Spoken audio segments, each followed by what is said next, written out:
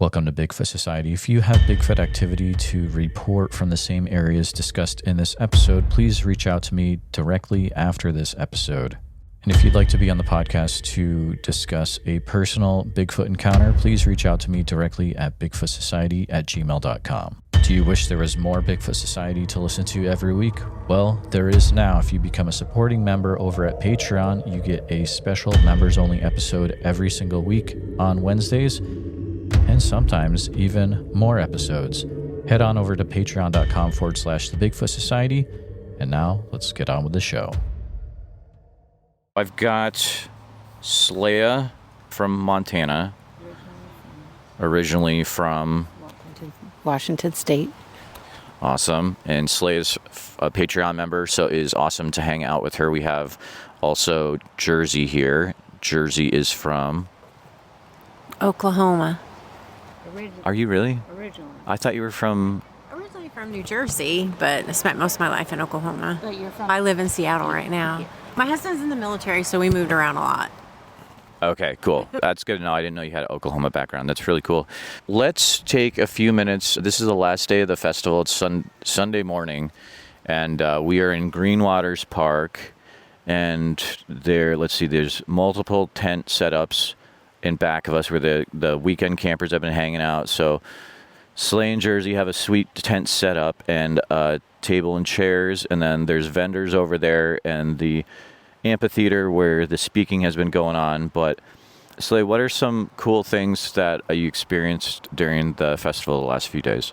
I really enjoyed walking around and just recognizing people that I've never met in person or talked to in person, and been able to just walk up to them and start a conversation or ask them questions that I've always wanted to ask, and I had them one-on-one. So there was a lot of time to just talk to people without a big crowd. Just seeing all the homemade gifts and things that people were selling here, that was really fun.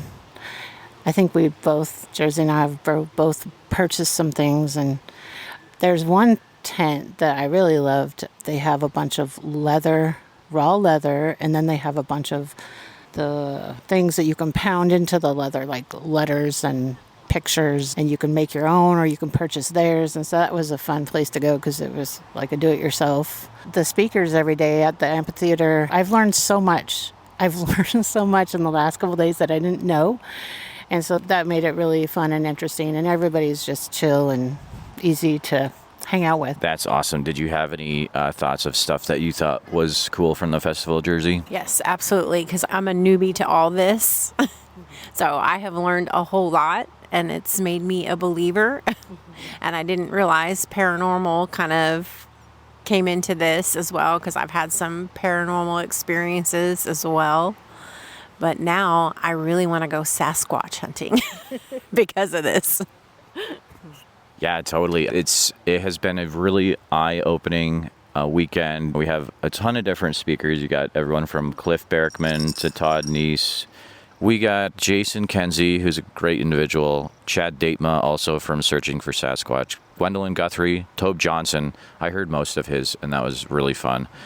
Dr. J. Robert Alley. We shared a bunk bed in the Airbnb. He's a incredibly smart individual. And Christy Sanders was there too, individual that is so smart when it comes to Bigfoot, and a lot of people might not have heard the name before, and more people need to.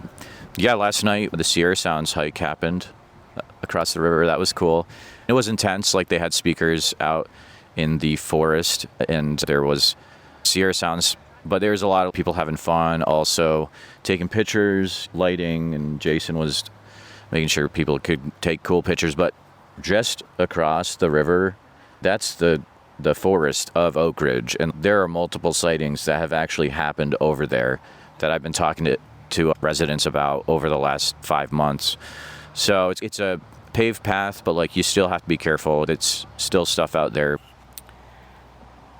I've always believed, my entire life, I've always believed that Sasquatch were real, just because I've always lived in the Pacific Northwest, always heard of people hearing certain things or seeing something, and in my heart, I felt like they exist, so I don't need proof. But I still enjoy hearing everybody else's encounters and research, and I'm learning so much. And I knew eventually I would meet everybody that I follow on Instagram or listen to in podcasts. And so this is my first festival, and I'm just checking off who I've met, and I can't wait for the next festival, honestly. Absolutely. I mean, for first festival, like, they've been doing a really good job. I hope they do this again. The town seems to be really behind it and super excited, as this is at least an hour outside of Eugene, the Willamette National Forest. But were you able to hear any encounters? Todd talked about his encounter, and I know everybody has heard that. Tobe talked about the happenings at Album Lab, his in-person experiences. And I think, Gwen, she talked about the cryptid that she saw, the dogman, which freaked me out. I think they probably all shared their encounters. Cliff did touch on the thermal cam. That's right. So I think they all touched on it. I didn't hear all the speakers. I didn't get to listen to them from beginning to end. But yeah, I have been asking people if they've had encounters also, so I can hear them in person. That's awesome. How has the food been here? Can you talk about the food selection at the festival? But what have you experienced food-wise in Oakridge? So I attended the pizza little tent over there, and we got a pepperoni, and that was good. And then there was a hot dog vendor over there as well, and I got the hot dogs. We saw the shaved ice, but we haven't made it over there yet. But today we definitely will. But that's all I've experienced. But the hot dogs were good. The pizza was great. Check back in about the ices. Thinking about putting some rum in it. That's awesome. It's easier for me. There's stuff that I want to talk about personally, but I came over, one, to hang out with you guys, but two, like, it'll be easier to have people present to share while I talk about stuff. So what I ended up doing was, at my booth, the map of the area, I went to the bike shop and they gave me a really detailed map, front and back, so 2 copies, and I put it at the booth and had people start to mark the area of Oakridge, and it's filled up considerably, and there's been some really interesting things that have come in. Yesterday, first day, wasn't really any locals. Yesterday, a ton of locals came in and marking spots where they've had visual sightings. Weird things happen in the, I think it's called Middle Fork Ranger District, is what the map says. But there's some weird things that I want to share with you guys. So one thing is, a gentleman from the town came in. We're going to talk more later, but he's been into this and track casting since the 90s. And he used to work at the Chevron in town. And this Native American gentleman would come in annually once to the gas station to get to gas up in his way through out to Summit Lake. And he had a Bigfoot sticker on his car. And so this gentleman that was pumping gas for him would be like, "Hey, so have you seen the big guy?" Just being funny and nice. And the Native American gentleman would be like, "Actually, we head out to Summit Lake as a group to summon the 3 Sasquatch." And that brought up a lot of questions for me that this individual did not have the answers to, just because he was pumping gas and it was a very quick interaction. But he had this interaction multiple times over the years. And there was one year in particular where he asked, "Hey, how's the summoning of the Sasquatch going?" And he said, "This year, not so good, because they were pretty aggressive." And so it's one of those stories where you don't hear all the details, but you're like, what's happening over there? A lot of stuff a lot of times on the podcast, people call in about Spirit Lake. And I found out that area actually has more than Sasquatch sightings going on. It's over by Waldo Wilderness. And every night about dusk, and when it gets dark, all the sticks go to the middle of the lake and then they make a circle and they start going around in a circle. And I've had multiple hunters from the area that have been hunting there in that area or hiking that can confirm that, yes, they've seen this happen. So now we've got things like not even Sasquatch, but also high strangeness things. And I've made a joke a few times. It kind of has a Gravity Falls feeling to it, but there's an anonymous report that I want to share with you both that has really It's very strange. There's an individual that was hanging around the booth, and his friend had pretty much forced him to come over. There's been a lot of that. And so he was just not really saying a lot. And he said that there's a area in the Oakridge area out in the woods, in the service roads, there's a lake out there where his buddy was hunting elk out there and looking through his scope, high-powered rifle, and he saw a family of Sasquatch. The Sasquatch noticed him pointing a gun at them with a scope, and they got out of there. It's not too long afterwards, he noticed loud noises coming towards him through the tree line on either side of where he was at, right? So at that point, he got very freaked out, and he immediately left using his truck. He left his gun there, his high-powered rifle there, his backpack, everything. Went back to town, told his buddies what's going on. I need help. Get your guns. We're going back. I need to get my gun. It was worth a lot of money. When they get back to the area, the gun is on the ground. The scope looks like a huge hand has gone around it and just crushed it in a way so that the glass on either side of the scope is popped out and broken. The rifle barrel is bent. Yeah, in a way. And it's almost like, so the rifle barrel was bent, and then it feels like, from what he said, it was like something tried to discharge it, and the rest of the gun just kind of blew apart because the rifle was bent, and then it just exploded. But the thing is that there was blood on certain parts of the gun. Right, so he's like, I think they hurt themselves. So this individual, his buddy, took the gun, and his backpack was shredded. Just everything torn apart. So he takes the gun, keeps it in a plastic bag in his house for years. He decides, somehow he gets a connection with the Smithsonian and tells them about what's going on and says, I would love to send this to you for you guys to test it. And so they set up a way for them to send it in, and the gun supposedly never makes it there. And if I had heard that account by myself, it's one of the most intense accounts I've ever heard. And the thing is that an individual that I had been really involved with over the last few days with the festival immediately came over and said, did he tell you that all is true?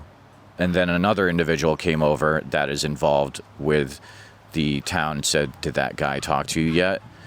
And I was like, yeah, I mean, I don't even know I didn't even ask for his name. And he was like, I'm not going to give it.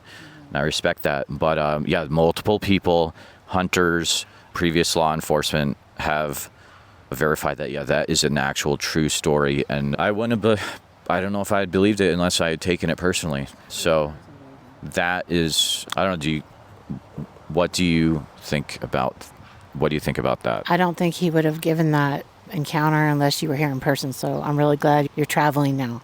But also I can only imagine the amount of DNA that was left on that gun, especially if he stored it in a bag. And as soon as you said they had a contact with the Smithsonian, I knew the rest of that story. It was going to end up missing.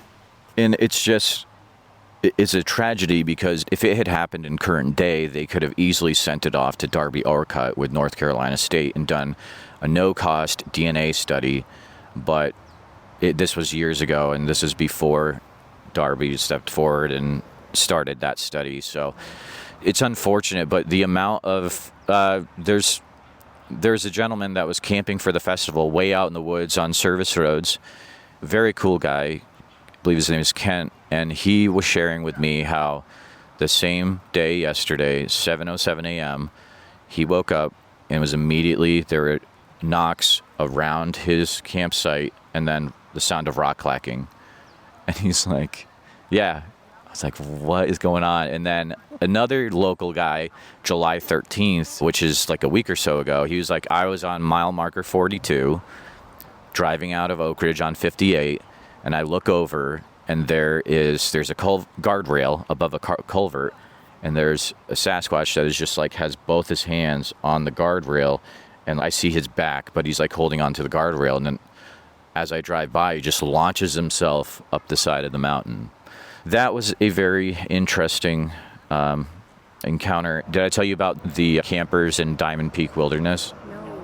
Okay, there's this guy and his wife who were tent camping, and they wake up the next morning, and their tent had been ripped to shreds while they were in it, and the tent... I didn't wake up.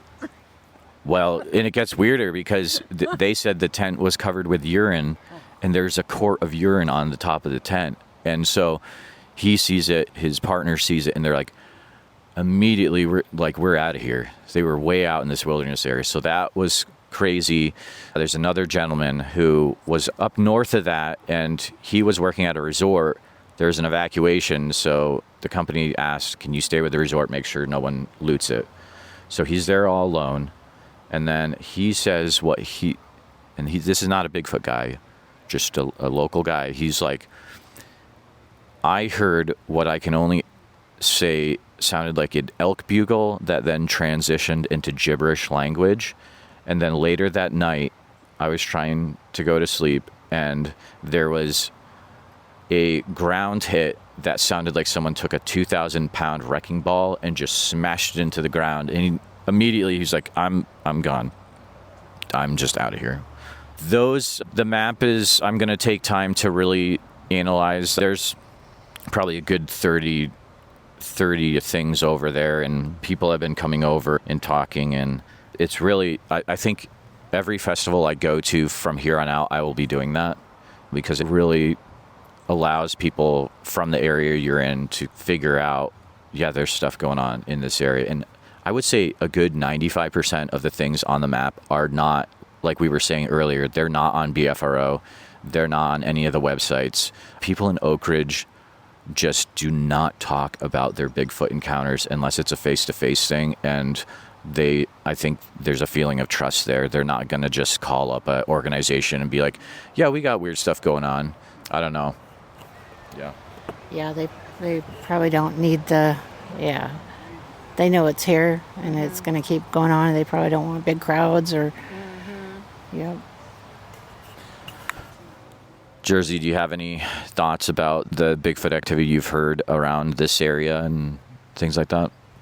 I mean, it's crazy. Pretty much. I want to experience it, but I don't want to be in a situation where they're aggressive. I want to hang out with them. But it's crazy, all these stories that people have. And when I was going to bed at night here, knowing that these people experience this stuff, I just would listen closely out in the woods just to hear. And also what I think's really weird, and I don't know if y'all don't think this is weird, that we're out in the middle of nowhere in nature. Why am I not hearing a lot of birds and wildlife? That's what's weird to me. Are they that close by? I don't know. Yeah, that's a good point. There are times, like I've been able to go out in the woods a little bit here, and there are times when it has gotten extremely quiet to the point where I've never experienced it before, and a lot of witnesses will say that to me, and now I've experienced it, and it's just like nothing. It's just dead quiet to the point where it's like you can't hear yourself, like you can hear yourself think, but it feels weird to have that kind of silence, and you're just like, I don't like this. I want to hear a bird. And then you start hearing a bird chirp, but it's half a bird chirp. And it's what Dwayne and Ronnie would hear, because it was the same area that Dwayne and Ronnie were in. We started hearing that chirp. And yeah. Have you talked about your time with them? I haven't. I don't think I have, yeah. So Dwayne and Ronnie took me up to their spot from when I interviewed them. And it was really interesting. There was a group that went up the day before and had an actual visual on the side of the meadow where one jumped out of the tree, they think it's a younger juvenile. And then the group was chased out of the area. Dwayne tells me that multiple times there's what he says is a large alpha that will run out of the woods towards people that are in that area. On the way up is a lot of service roads that you have to switchbacks, and it takes forever to get up there. And there are individuals that actually, when they were driving up there, they saw a large Sasquatch just running down the side of the mountain. There's a lot that's happened in the last few days. There was a group that went out just looking for moss, and there was a sighting of 3 individuals Sasquatch in the area. And it was a thing where they were just looking for moss. Of course, they didn't have the equipment set up to record, and that's usually how it works, right? But so Dwayne and Ronnie want to take me to the area. They're like, you need to experience this since you have talked to us, and you need to see what's going on. So we go out them with Dwayne, Ronnie, and myself. They take me to an area outside, 50 yards outside of the meadow area where they had been camping. And they're like, let's go into the woods. I want to show you the area where this creature usually rushes out. And then, okay, this sounds like a really terrible idea. That's what I was thinking. I was like, this is it. No cell service. See ya. That's why we have life insurance. But we go in there, and Dwayne is such a good individual. We just start looking around because we're in there. We went in a little bit off the road, and there was how tall do you think this is? Like a few feet off the ground? 2 feet off the ground. There was a twisted off tree, like something had gripped it and twisted it and broken it. And it's about, I would say, the length of your thumb diameter across, so a few inches. And I started looking around, and there were multiple broken trees in the same area, like 5 to 6, and they weren't rubbed on deer or an elk might do.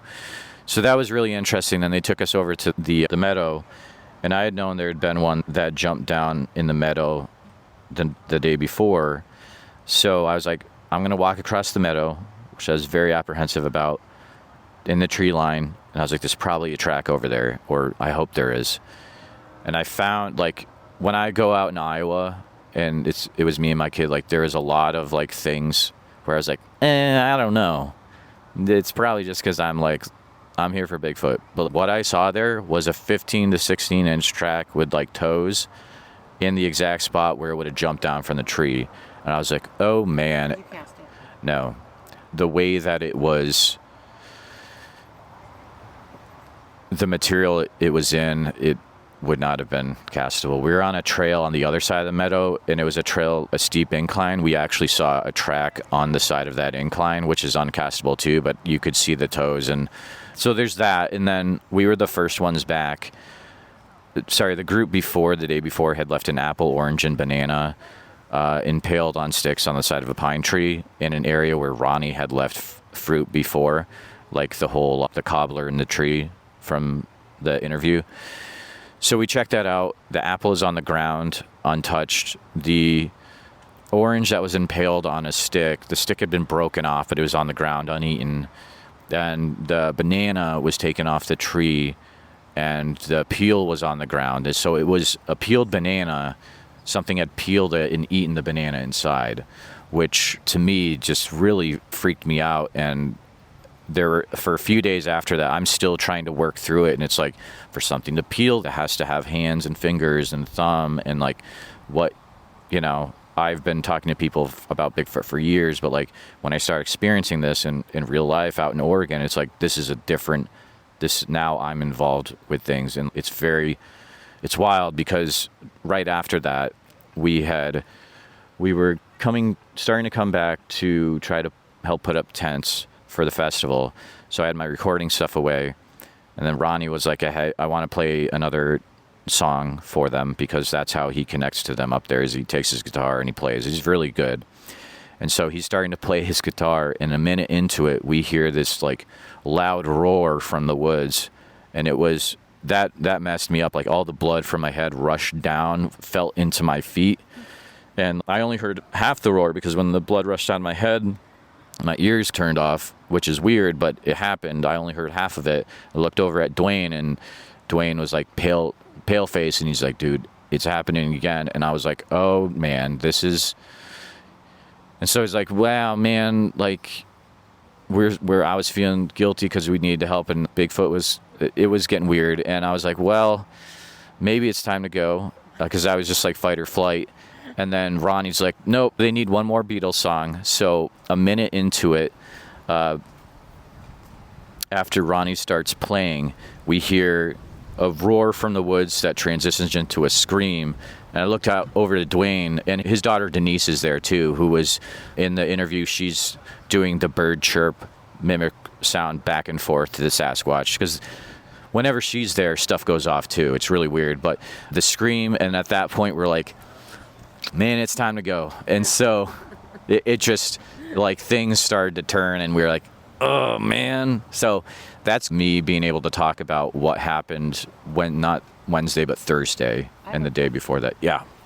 So I know you've interviewed Ronnie a couple times, and I have heard where he has gone and played his guitar. Was it the same location? Sorry, that's a great point. When they took me to this area, I thought they were just taking me to certain areas in the woods. They made sure I realized this when we were there. They're like, you realize this is the same exact spot where we camped out and we almost died that night. And when I realized this, and this is before the vocalizations happened and everything, I was like, oh no, this is a terrible idea. Like, we're gonna die today. And it's a thing where, you know, Jason Kenzie and Chad, his manager, they are gonna stay overnight in a tent. And they're going to interview Ronnie and Dwayne in that same area after the festival. And they're going to stay overnight in a tent. And I'm like, guys, have you heard my interview? And they're like, nah, but we'll get the story. And I'm like, guys, you need to really be prepared for what is probably going to happen. They're going to rush up the mountain. They're going to sound like large ravens and coyotes. And you need to be prepared for the insanity that these guys experienced. So yeah, that's a great question. I realized that halfway through that, yeah, this is the same exact area, and it's weird when it gets quiet out there. It's really intense. So now I have a much better understanding of when someone says they're in the woods and just things start shutting down and they start hearing aggressive sounds and what it does to them physically as a person. Yeah. That's a good question. Oh, I was kidding, but I said if they had told you that was the same spot that he had spoken about before, would you have actually gone?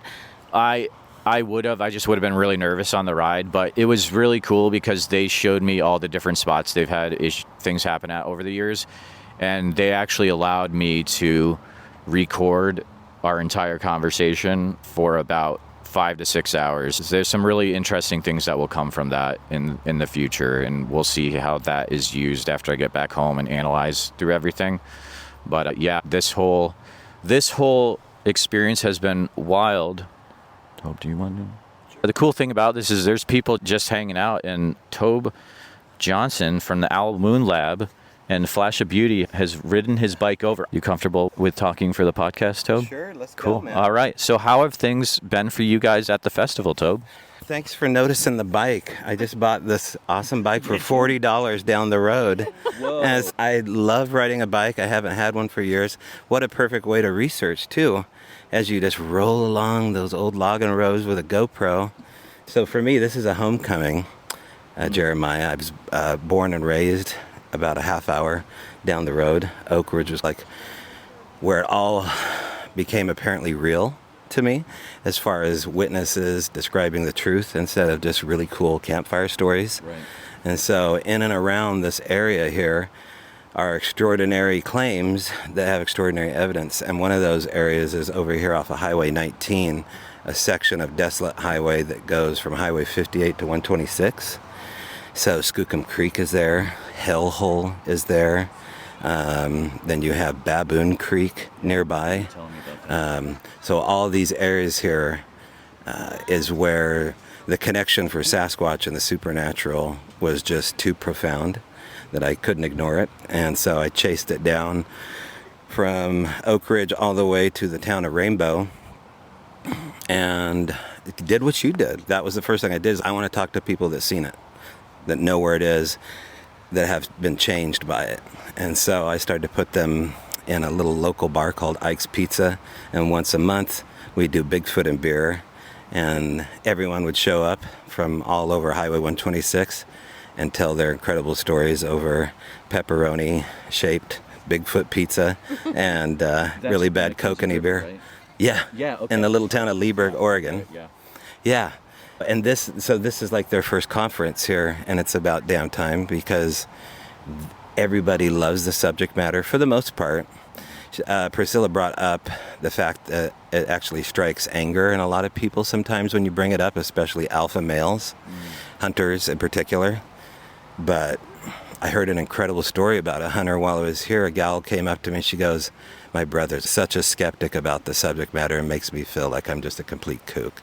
She goes, "He was up the road near where Adam Davies had his experience in Southern Oregon, and he has no idea about the story." And so as he's driving along with his wife in a remote area, I believe they were looking for a house. And he said, "Hey, turn around. I saw a huge statue of Bigfoot. I want to take a picture for my sister." And so the wife turned around, and they didn't see a statue.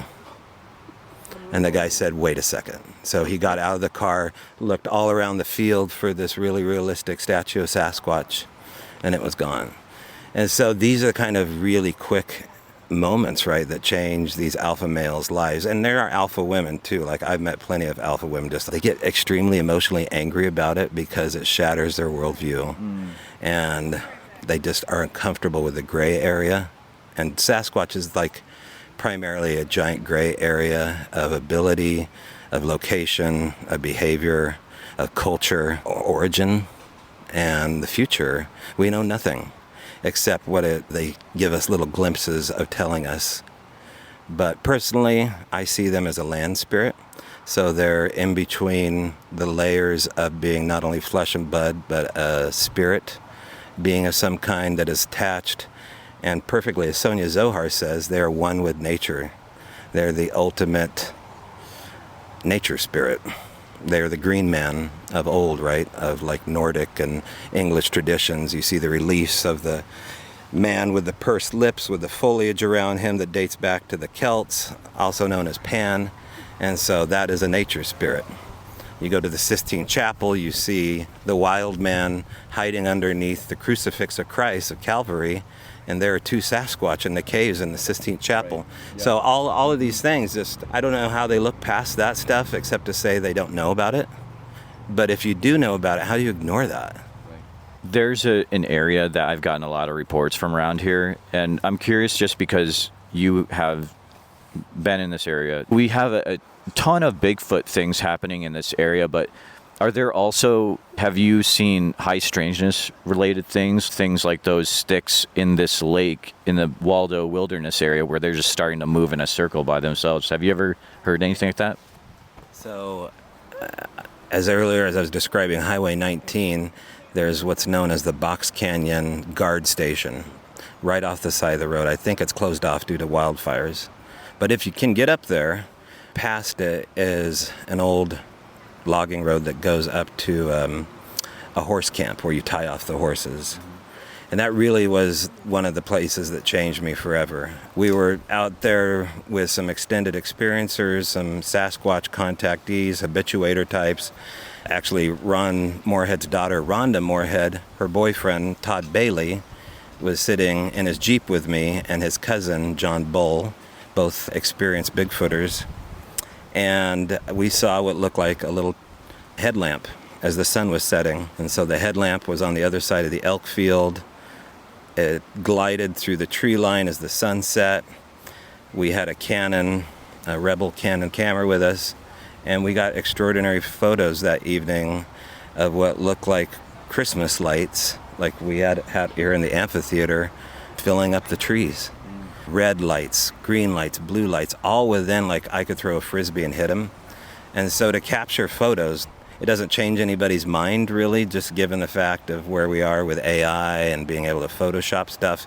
However, it let me know I was chasing after something really incredible that had this connective tissue to it, which is the paranormal and Bigfoot, because as those lights came in on us, it was abundantly clear that Sasquatch are nearby. They threw rocks at the truck. I had a flash of light spark over the top of my brim of my baseball hat as a rock struck the side of my car. And so this is the connective tissue that keeps happening. One of the stories that happened at the Owl Moon Lab was never told, and it was by a bow hunter that is in the doc, part 1, Mark Parker. And he didn't tell what happened when he came to the El Moon lab. My buddy Daryl got to know him, and he was totally a flesh and blood guy. Totally flesh and blood. Like, it's hard enough for an alpha male bow hunter to see this, let alone to see something crazy.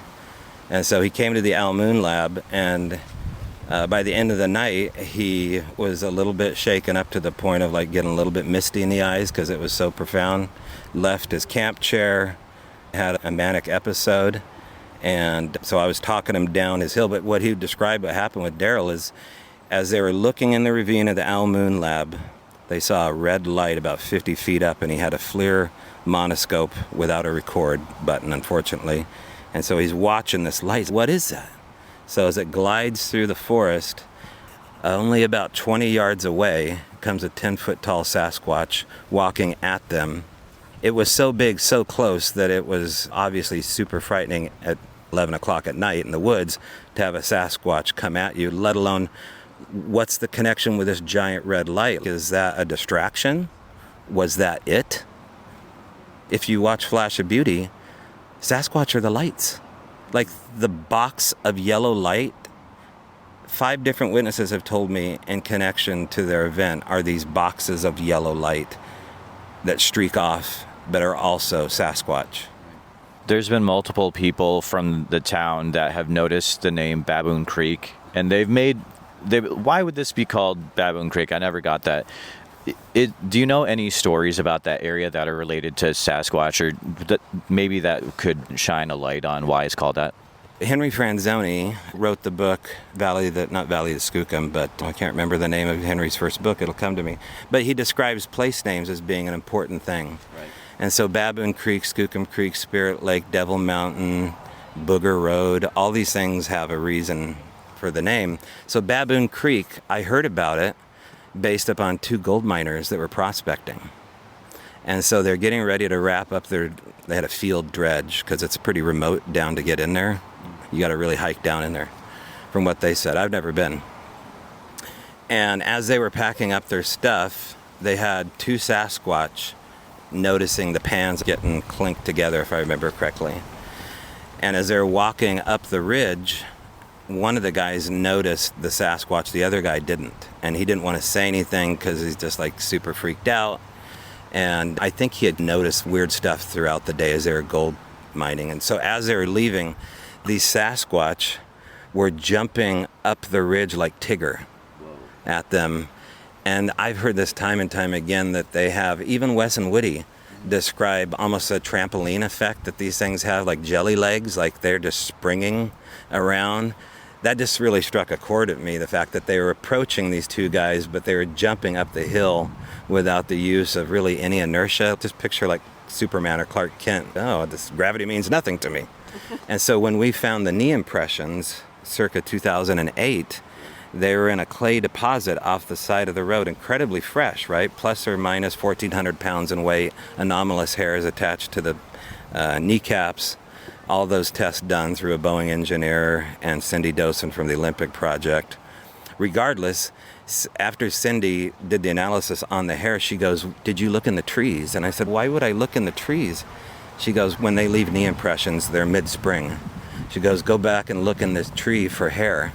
Okay. And we found red clay and hair about 7 feet up on the ridge of that tree, as though something had sprung from the clay deposit on the old road and then jumped up just like the guys described in Baboon Creek.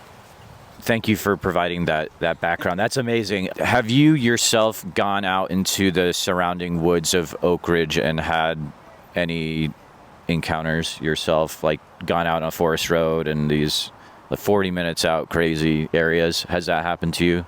Yeah. Is that anything that you'd be able to share? Yeah.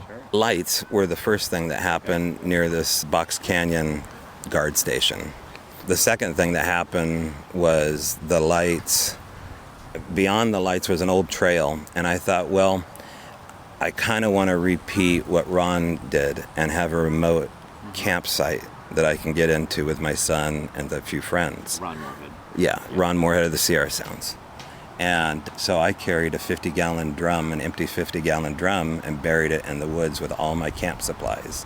Water, knives, tent, tarps, whatever. So I'd never have to hike it. I only had to do it once.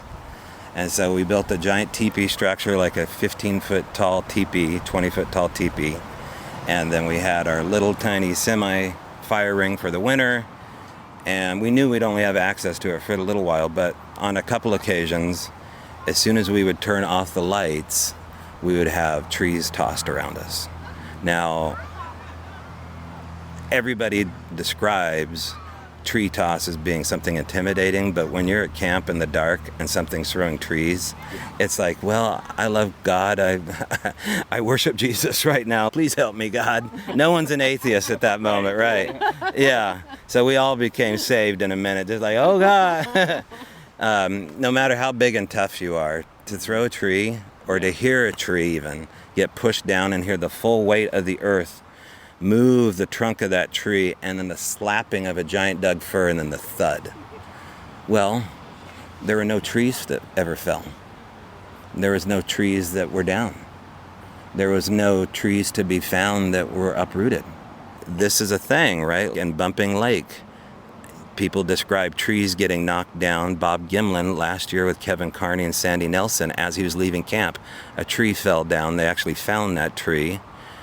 Previous to that, in an area called Twilight Zone, they heard a giant, huge Doug fir get drug up the road by hand.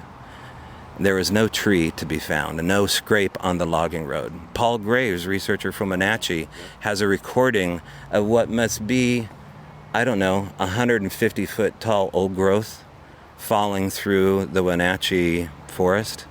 There's no tree that he ever found. These earth sounds, like I tried to just tell people as much as I can about these really weird sounds and do it in a way they can understand, especially like the new people that are getting into it. But sounds like that are hard to get over. They have no explanation. It's obviously like an intimidation thing. We just were up in the Macaw Reservation in Nia Bay with Kevin Carney and Sandy Nelson and a Macaw elder and his wife. This was 2 weeks ago. Now, they've been on this property for 10 years, and they have activity, but when we walked out of the woods, it sounded like someone picked up a Frigidaire, like a giant old Frigidaire refrigerator, and hucked it through the trees. And this was like 12 o'clock in the afternoon. It waited for us to walk out of the tree line to get maybe a safe distance. And they said they hadn't ever heard anything like that in 10 years, and they have all this stuff happen. So would we have gone back into the mosquito-y woods and found a tree? Maybe. But sometimes you don't, and you should. Tobe, it's been a pleasure being able to chat with you again. Our first interview is one of my favorites, but I do want to make sure before we head out, how have things been here for the Flash of Beauty crew, and are there some maybe interviews you guys have been able to do that we can expect to see in the future? Any teasers about that? So, sure, yeah. We got 2 interviews. One, I guess, was really spectacular. We interviewed Jerry Hine. If you haven't had a chance to meet the living Jack Sparrow of California, which is Jerry Hine, go see him over in the green tent. So they got 2 extra interviews, but someone showed up from Flash of Beauty, Jack. Jack's the one that saw the white deer shapeshift. Yeah. I never met Jack. And Jack's, to me, a rock star. He's total, he has nothing to do with the community. And I'm like begging him, please, Jack, come to a conference with me. Get on stage and tell your story, because he's so cool. So I got to meet him. So next month, we're going into Voices of the Wilderness for 7 days. And I've never been up to the Sierras ever, let alone Ron's old camp. And I've never ridden a horse. So this is going to be like really funny on camera for people. And we're going to talk to people that never gone on the record about what really happened up there beyond what Ron knows. And so it's a very multi-layered story. It's probably the most important Bigfoot story never told. Yep. And the way Brett shoots, it's going to be spectacular to watch because the way he shoots. It's 2025 Flash of Beauty, Voice in the Wilderness, man. Thank you for that, Tobe. Real quick, how can, if people want to reach out to you or make sure that they can check out Flash of Beauty, are there any places that they should be aware of where to go? So our next function is going to be something that we call the Olympic Strange Days. It's a 30, I think there's 30 people coming. It's sold out in 2 days, not many people. So that's September 26th through 29th in the Olympic Peninsula. We'll have Dr. Simeon Hine of Dark Matter Monsters teaching remote viewing. This is a super squatchy area we're going to. Like, my girlfriend was hit in the face with a light from a UFO in this area. And so Jill and Brett are going to be there. Mike's going to be there. Rich Dermot, Barb Shoup, myself, maybe a guy from Skinwalker Ranch that works with FLEiA that lives in town. Yep. And then maybe a guy from Blind Frog Ranch is going to pop in, Ryan Skinner. That's what we got going, and look forward to hanging out with you again, dude, and maybe we'll have something happen. Thank you, Tobe. Pleasure to have you bike over to the campsite and chat with us. Thank you so much. And Hi. Good luck with the bike. have fun. And thank you to SLEiA and Jersey for letting me invade your campsite and do a podcast. It's our pleasure. Our pleasure. Mis casa es su casa.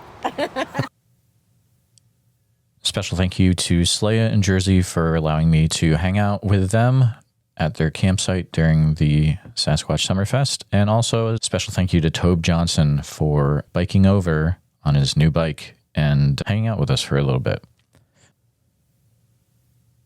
Up next is another campground interview, one of the early mornings with someone whose voice you may have heard before, but a special thank you to Josh for allowing me to interview him about what he experienced that weekend.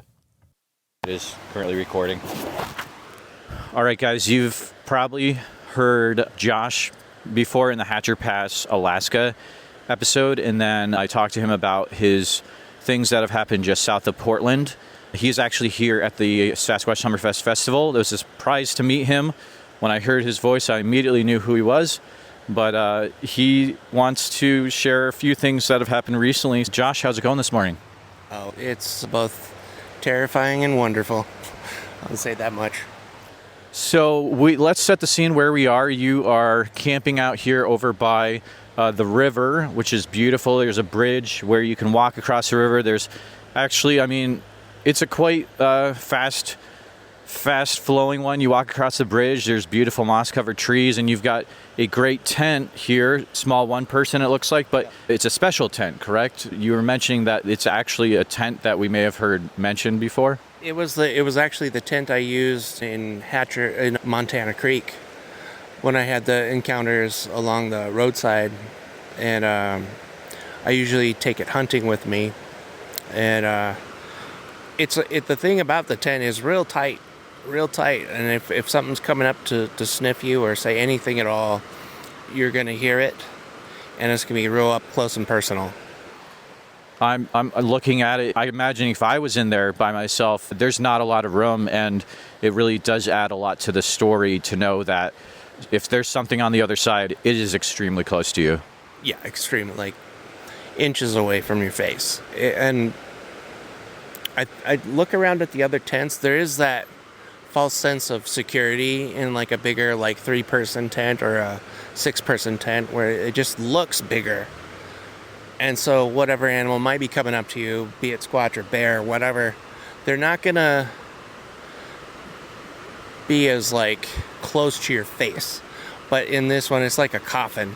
It's nice, you can get into tight spots, but it's just very up close and personal if something figures out where you are and it wants to just check you out. And it's been intense at times. Yeah, I didn't want to mention that myself, but I'll agree with you. It probably does have the feeling of almost being in like a mummy sleeping bag, a coffin, or even maybe a sarcophagus. It's very close quarters. But so you said that recently, even around this area, there may have been some things you've noticed. Yeah, when I first got here, I asked around from some of the locals, and I checked out across the bridge. I walked across the bridge, and I just like slowly walked and just kept my ears open like a hunter, like a good hunter does, and I'm just like listening to the deep brush. I'm like, I got my feelers out, and I'm just like walking along, and then I hear little footsteps, like bounding footsteps, and about two different pairs. So then I knew that they were in there, so I turned around, and on the other side of the bridge there's this rock outcropping. I went out and stood on top of the rock and just let them see me. And what happened was the two sets were coming. One was coming up from up higher on the ridge, and the one was coming directly to my left-hand side, and they were closing in. And then another one was up in the cliffside way up high coming at me. And I just stood there just for about 2 minutes just to let them see me. And that night, the festival went on most of the day. And that night, last night, they had a movie playing, and I got real tired, so I decided to come back to my tent to put things away before it got too dark, and in my truck, and I set up my sleeping bag and everything, and I get inside, and I'm just laying there listening, because I'm always listening, and I hear the deep thud of a big pair of feet, like thud, approaching in the trail just behind me that like hugs the riverbank, and it stops at my tent, and then I start hearing it like move through the grass. I don't know if it's found a bug or if it's just coming to check me out directly. So then it gets close, and I can hear it probably like maybe it's 5 or 6 feet from my tent, and I can hear it just and then it starts milling around, and like I hear it going back and forth, and I finally decide I can't sleep with this going on right next to my tent. I get out, I immediately go to my truck, and I sit in the truck, and I have a blanket. I'm ready to sleep in the truck. Just real quick, sir, can you explain how far away your truck is from the tent? Oh, it's about 30 feet. And I I go through past the other tents to my truck. I get into the truck, and I sit down, and after about 15 seconds of sitting in my truck, I look up on the ridge line in the darkness, because the sun had completely gone down and it was extremely dark. I saw a pair of glowing eyes rip across the ridge line through the trees in a straight line. I would say within 100 feet in about 2.5 seconds. Okay. And then Sorry. Then I see it. I get out. I see a couple of campers going down to their tent, and I tell them, "Hey, I just saw some pair of eyes go up there, up over on the ridge line, just to let them know, so they're not." At least give them tell them what's going on, because I'm like just standing out there staring at their tent, so I didn't want to be a creeper. But you know the feeling where you're just like, something innocent's happening, but it looks bad. But I let them know, and I get back in my truck, and I just start trying to take pictures, and I'm looking around, and all of a sudden I see another pair of eyes dart from along the bank to their tent, the people that I just talked to, and it stopped, and then I can't see it, but I can hear something moving through the brush, working its way around to the backside of my truck, and then like maybe a few seconds later, the back corner of my truck just like drops. Somebody had just jumped on the bumper or something, and the whole truck shook. And then I put the phone down, and I just put the blanket on, laid down, and I could hear a hand put its digits right on top of my truck. Hear it press down. And then it just disappeared. And 2 policemen actually came walking past right at that moment. Really? Yeah, and they were like either patrolling the campground or whatever, but they happened to just like pass by when that happened, and like then I didn't have any more problems for the night, but I was definitely not sleeping great. I was like a menagerie of nightmares all night long. Absolutely. That's That is wild to hear that has been just the first night that's happened. Did you look at your truck afterwards and notice like any fingerprints or handprints or anything out of the ordinary like that around? I did notice that since the fires are going here, there's a lot of ash in the air. And I did see one handprint, but I can't prove if it wasn't my own. So I'm up in the air about it, but I didn't see any like real big, like out of the ordinary prints. And I looked at the top of my roof, I looked all around the truck, and I couldn't find any spots where they had grabbed. So I'm thinking that maybe they grabbed the liner bit and just like pushed my truck down. Absolutely. Thank you for sharing that. Do you have any thoughts about how the festival has gone so far, just as a attendee? I think Fridays are usually there was like a few people, but in high spirits. Such a great crowd, so positive, like just a good positive energy with the people camping here. Everybody's so nice.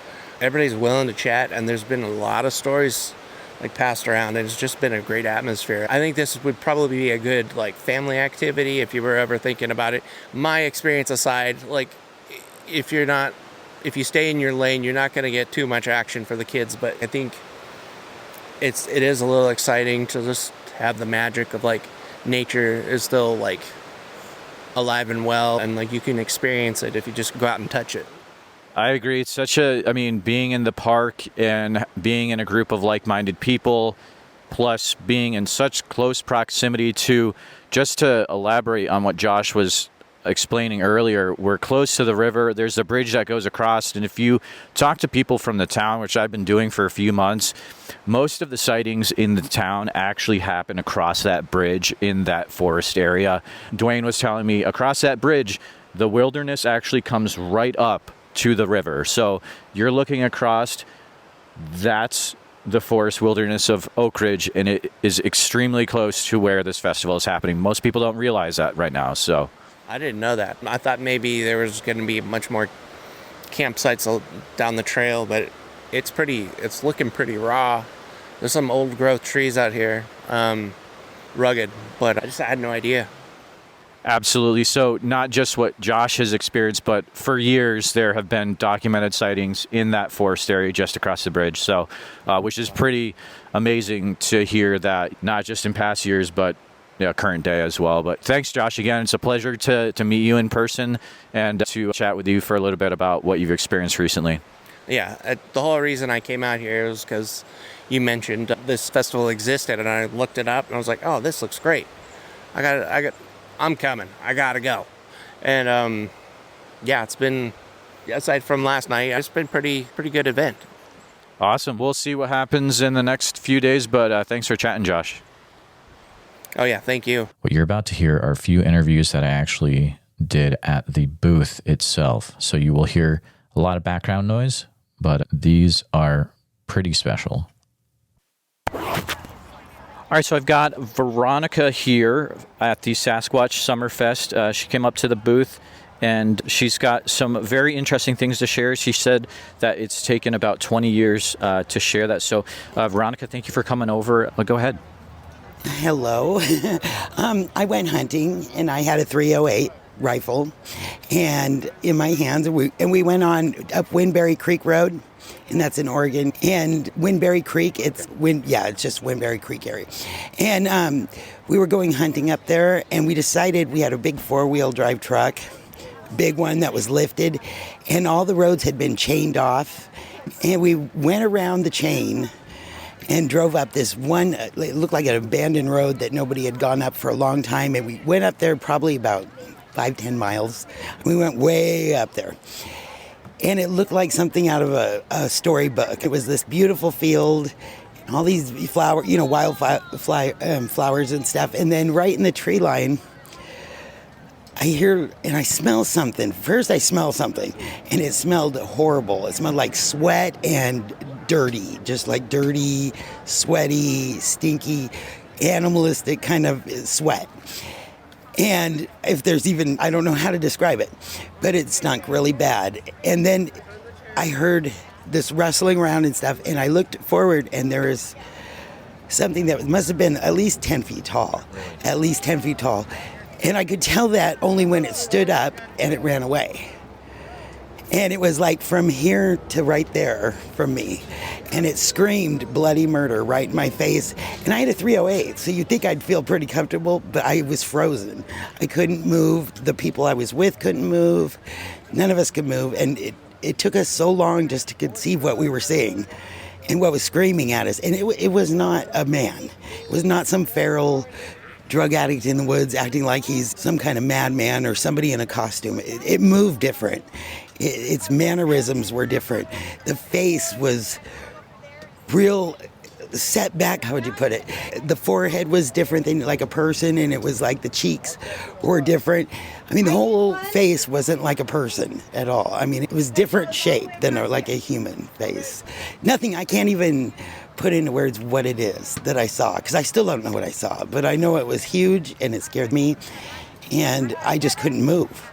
And when it ran away, it screamed first, and I was like, and then it ran away.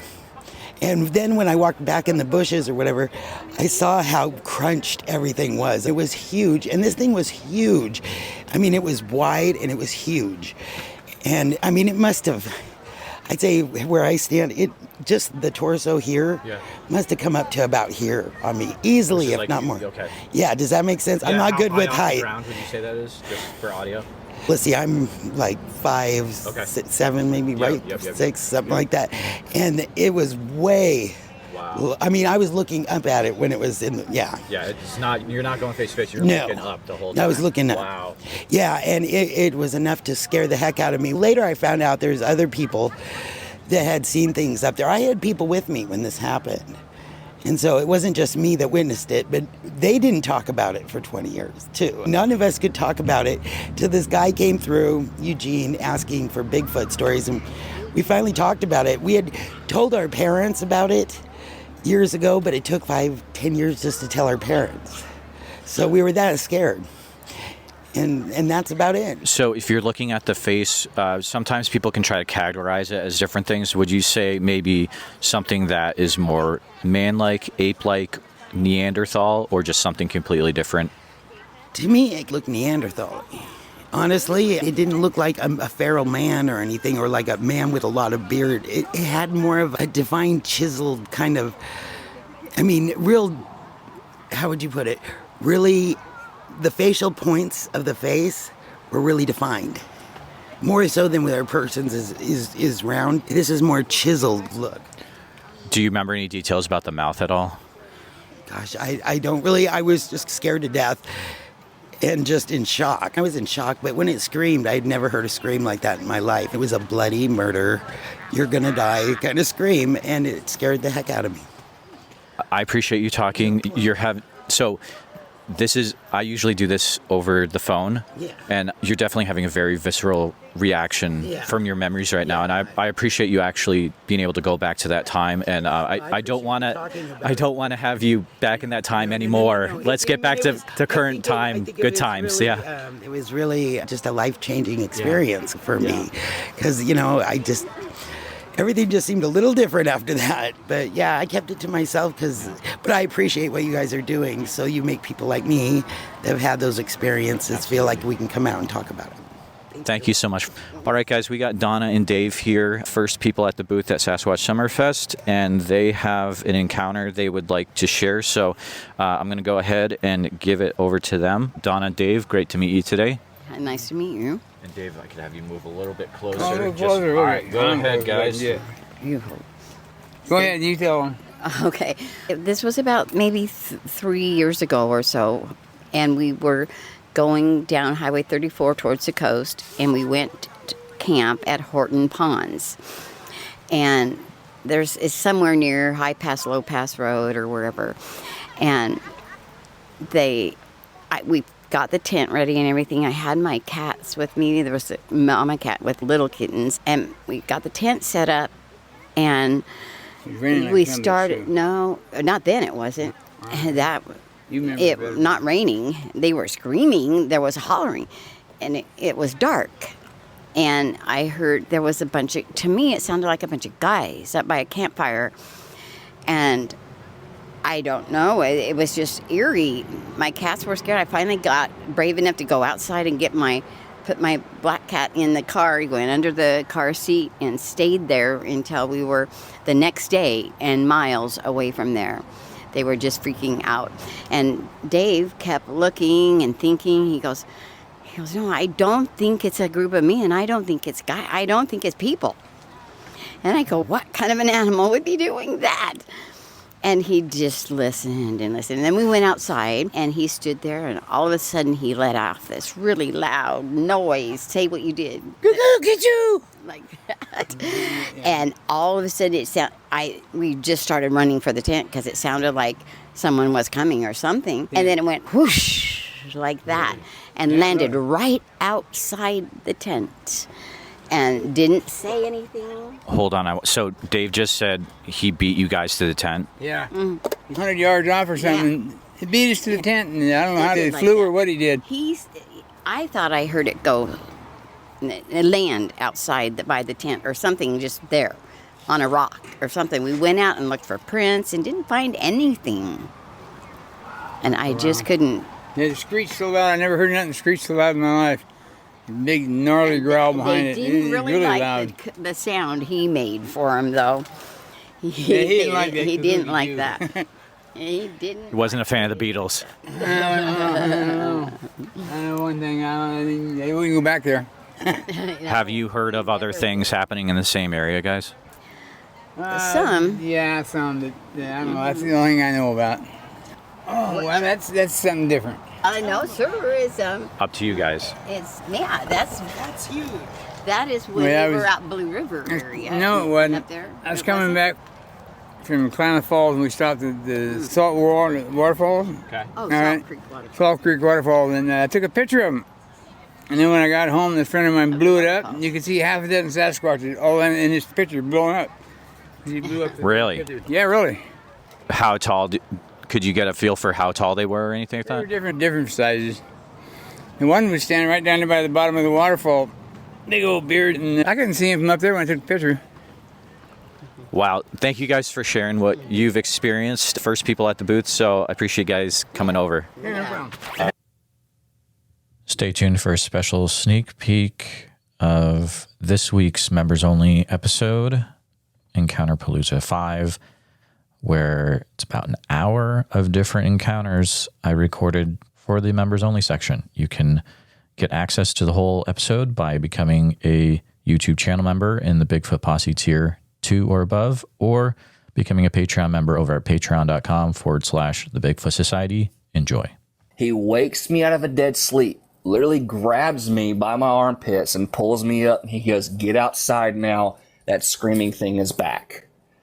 And I'm still like half asleep, and I don't think anything. I grab a flashlight. I'm outside with him. I'm shirtless, in my underwear and in my gym shorts. I did think enough to grab some house shoes. But so I go out and I'm looking around and I'm just like, what's going on? Why'd you get me out of here?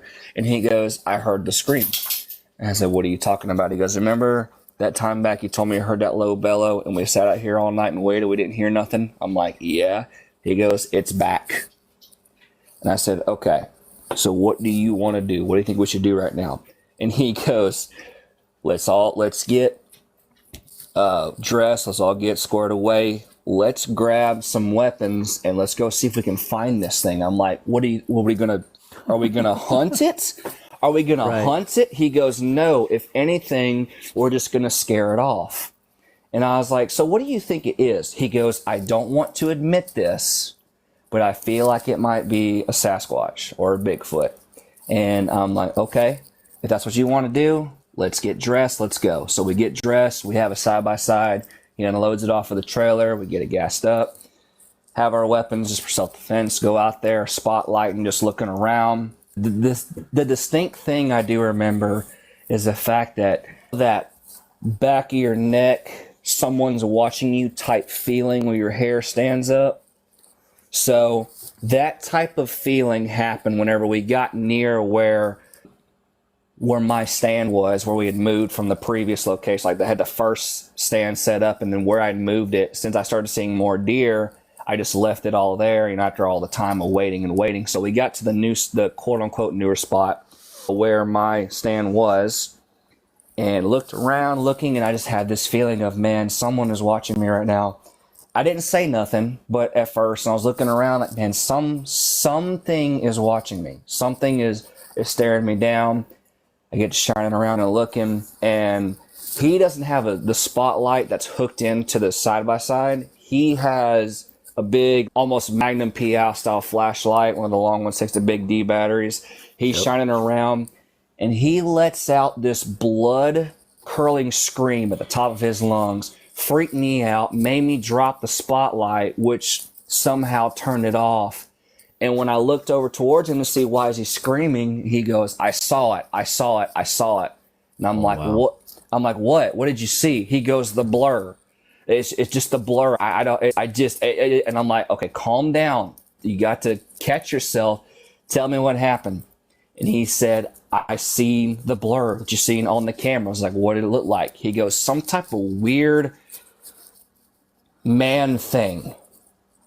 And I was like, okay, was it a guy? Is it a guy running out here? Is he poaching the deer?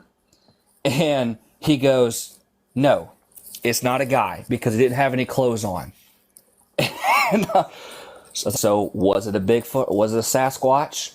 And his hand is shaking. His whole body is shaking, but I can remember distinctly his hand that was holding the light was shaking so bad. And I looked in the area where he's seen it. He said he's seen it, and I don't see anything. I'm looking around, and I don't see anything, and I can't really see quite that great with the light in the trees because he's shaking so much. So I grabbed the light from his hand, make him sit down the side by side, and I'm just scanning, looking over the tree line, looking near where the bushes are, and I don't see anything. And I'm like, okay, let's get you back to the house, to the cabin. Let's get you back there and get you calmed down. And let's think about this and see if we need to call somebody, talk to a park ranger, or call a game warden and see what they think is going on. So we get back to the cabin. It's one of those I don't know what to say type drives. It's only like a 5-minute drive to my stand. It's only maybe a quarter mile from, not even a quarter mile from the cabin to where I got everything set up in my spot. But we get back to the cabin, I help walk him up, set him on the bed, and he's just shaking up really bad. Very scared. It's obvious that this man has seen something as shook him to the core. I'm trying to make sense of all this. I don't want to believe that he actually just seen a Sasquatch in an area where I've never heard any Bigfoot stories. But if you think about it, why wouldn't that be the perfect spot? You know what I'm saying? If there are no stories, or if you don't really know of any stories of these creatures in this deep thicket wood with all these trees and all this somewhat uncharted land of national forests and private property, small towns, why wouldn't it be a good spot for them to be traveling through or for one to be hanging out? So I try to get some sleep. Obviously, between cat naps, I don't get hardly any sleep. Next morning, my alarm goes off at, I think it was 5 a.m., something like that, like a 30 or 40 minutes before daylight. I get up, I go wake him up, and I'm not going in them woods. So I say, okay, you want to stay here? Fine. And the crazy thing about it is whenever I walked out the door to put my stuff in to the side by side, I'm heck with it. I came out here to hunt. I'm going to hunt myself. There's not too many things in the woods that will scare me off. I want you to remember that I said that. There's not too many things in this woods that will scare me off. So as I'm starting to leave, I hear him lock the door behind me. That's how terrified he is. So I'm just, okay, whatever.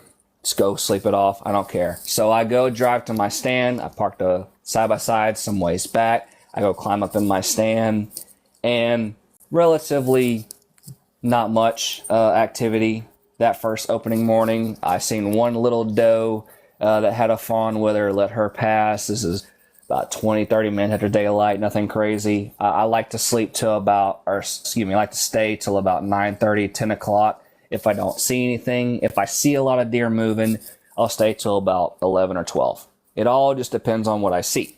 So I see a few deer here and there. I see a couple of small bucks that are too small to take. And sitting here, listening to the birds chirping, okay, despite this creature being seen, it seems like the wildlife is back. Awesome, great, fantastic, cool. And that's virtually it. I get down from my stand, I get back in the side by side, I go back, take a quick little nap, get something to eat. I'm going back out for my evening hunt. And I ask him, do you want to go with me? He said, like I said, I'm not going out in those woods. I will leave with you whenever we go home Sunday night. But other than that, I am staying right here. Okay, fine. I respect that. Go ahead. So this is the evening hunt of this Saturday. I go in, I sit, I don't see anything. And then about 20 minutes before dark, whenever we like to call prime time, like whenever it's just about to be dark, in my experience, the biggest bucks I've ever shot, the most deer I've ever shot is right after daylight or right before it gets dark. And I like to call it prime time for that reason. 20 minutes so before dark, my target buck walks out. And I'm like, holy crap. I'm not even remembering about the creature at this point. That's gone from my mind. As crazy as that sounds, it's gone. So I see the buck come out and I grab my bow and I stand up from my stand. I get my arrow. I already have my arrow knocked. I get my release knocked on the back of my string, ready to rock and roll. I get it pointed up. I'm about to draw back on him. And I hear what sounds like an elephant come crashing through the brush, probably 10 to 15 yards behind me. And when I hear this, I freeze. Now, initially, in my experience, if there's two bucks in rut, and if one sees another, and if he's really riled up, he will tear through hell and back to fight this buck. It's just what deer do in a rut. But it's not time for the rut yet. So the first couple of seconds, I'm like, dang, is that a bigger buck trying to chase him up? Wait a minute. They're not in rut yet. What is that? A big old hog? What is that going on? And where my deer stand is set up is like my back is towards a tree line. There's an opening, and then there's, it's almost like a skylight amongst the trees. There's a little circle that's been cut out naturally from the trees, opening with the oak trees and everything else, and that's where I planted my food plot, my corn. So I don't see what's going on, and my hunter's instinct is kicking in. Hey, don't turn quickly. If it's something you're going to want to take, then leave it be, or try to be still with it. So I'm looking, I can't see, but I hear this thing crashing through the forest, and at this point, when it's crashing through, my target buck runs off, and I'm like, dang, there goes my target buck. And this thing runs out perfectly in the dead center of my food plot and stops. Please take a minute to help out the show by subscribing on YouTube, making sure you hit the bell so you don't miss any notifications, and share the episode on YouTube with a friend. Also, if you're listening to us on a podcast, thank you so much. Make sure that you're subscribed, share the show with a friend. Really, it's all about sharing the show wherever you can. If you've had a Bigfoot encounter related to the following or know someone who has, please reach out to me at bigfootsociety@gmail.com or pass on my email. Here's the list. If you've had any encounters in Oregon, which I'm sure there's probably a few of you out there, please feel free to reach out immediately. You can use email bigfootsociety@gmail.com. A special thank you to all the Bigfoot Society Patreon and YouTube channel members. It's your support that helps keep the show going, and I extremely appreciate it. If you want to join in the fun, you can join over at patreon.com/the Bigfoot Society. I'll see you there. And again, thanks for listening.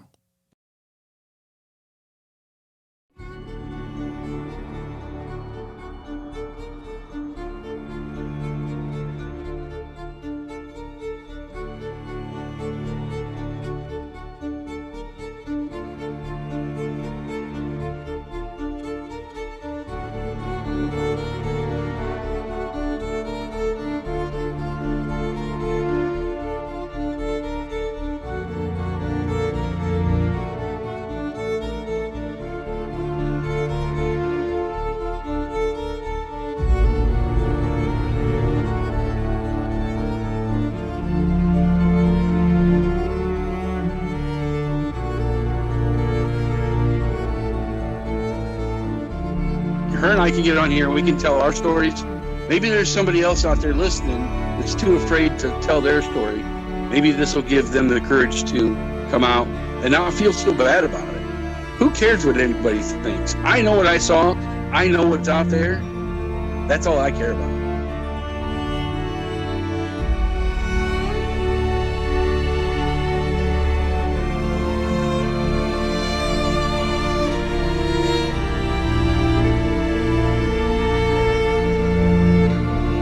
Please let people know. Please let them know. If you ever see one of these things, you need to tell. Because if you don't, then shame on you. You know? Shame on you.